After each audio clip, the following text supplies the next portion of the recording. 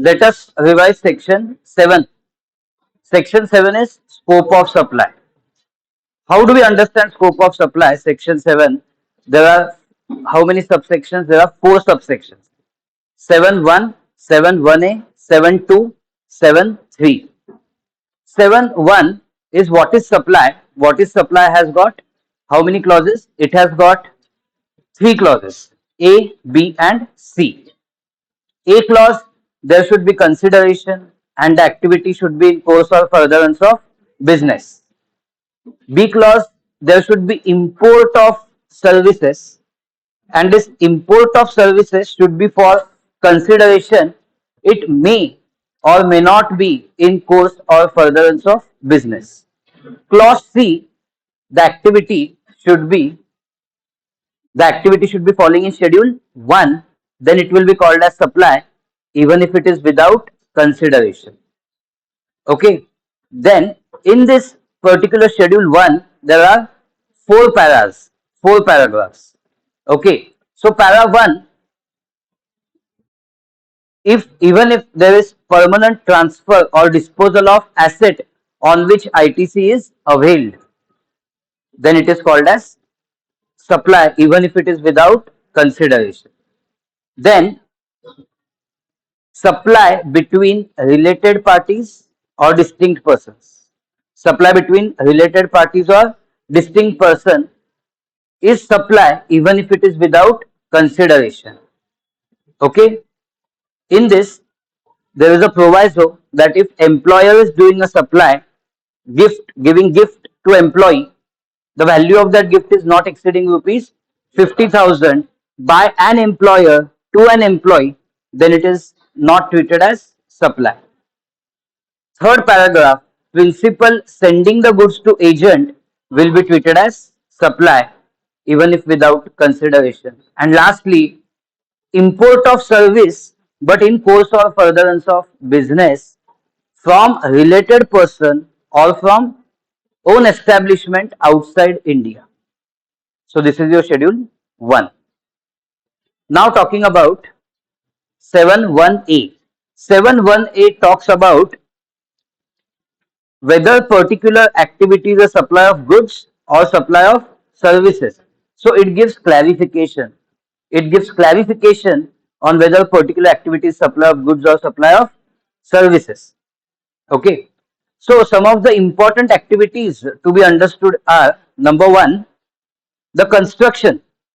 Construction is what? Supply of service. Construction is supply of service. When do I call construction? When consideration or part of consideration is received before completion, means before occupancy certificate or completion certificate, then I will call it as construction supply. What you should understand is, if after construction is completed the flat is sold, that means the entire consideration is received after completion of construction, then it is neither supply of goods nor supply of services. Why so? Because it is falling in schedule 3. Schedule 3 is your negative list. Why it falls in schedule 3? Simple reason is immovable property is neither goods nor services.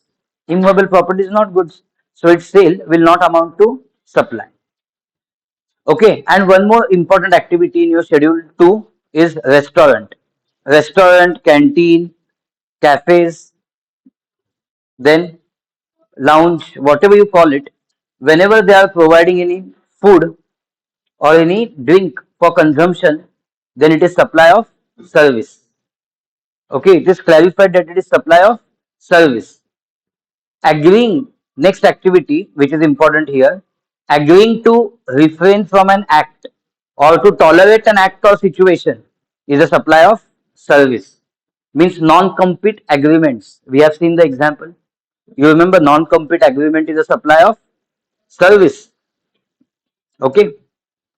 One who receives the consideration, one who receives the consideration for entering into that non-compete agreement will be called as supplier of service. Okay. Then what could be one more activity that is there in this? particular schedule 2, which can become important.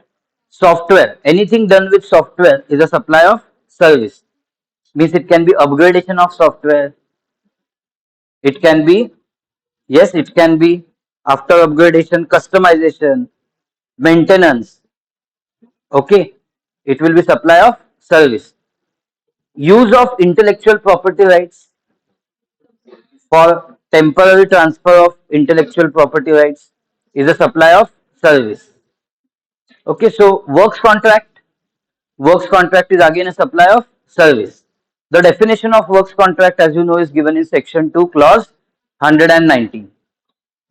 Then going to your subsection 2. Subsection 2 is actually what? What is not supply. Now, what is not supply? What is not supply is basically given in schedule 3. So schedule 3 we also call as negative list. Some of the important points in schedule 3 are actionable claims. Now actionable claim is neither supply of goods nor supply of services except for lotteries, bettings and gambling. In short, lottery, betting and gambling will be chargeable to GST, of course, if other conditions are satisfied. Then employee giving some supply of service to the employer will fall in this schedule. So what employee gets from employer? Basic salary, commission, dearness allowance, bonus. When he retires, then gratuity, leave encashment. Now on none of these things there will be GST. Why? Because it falls in schedule 3. Apart from that, what falls in negative list? The services which are given by member of parliament, member of legislative assembly to the parliament. This is not any supply of goods or services. Then services given by person as a chairman or director of particular body, with body of government, body established by government like SEBI, okay, or like Censor Board of India. So any services given to them will neither be supply of goods nor supply of services. So no GST. Don't expect GST on this. Then obvious things like burial, funeral services not chargeable to GST. Falling in schedule, again falling in schedule 3. Okay. So you can understand this section 7. And lastly subsection 3. Subsection 3 is what?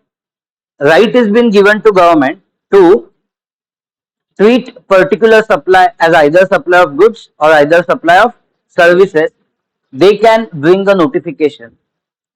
Okay, they can bring a notification and they can clarify certain activity, whether it is supply of goods or supply of services.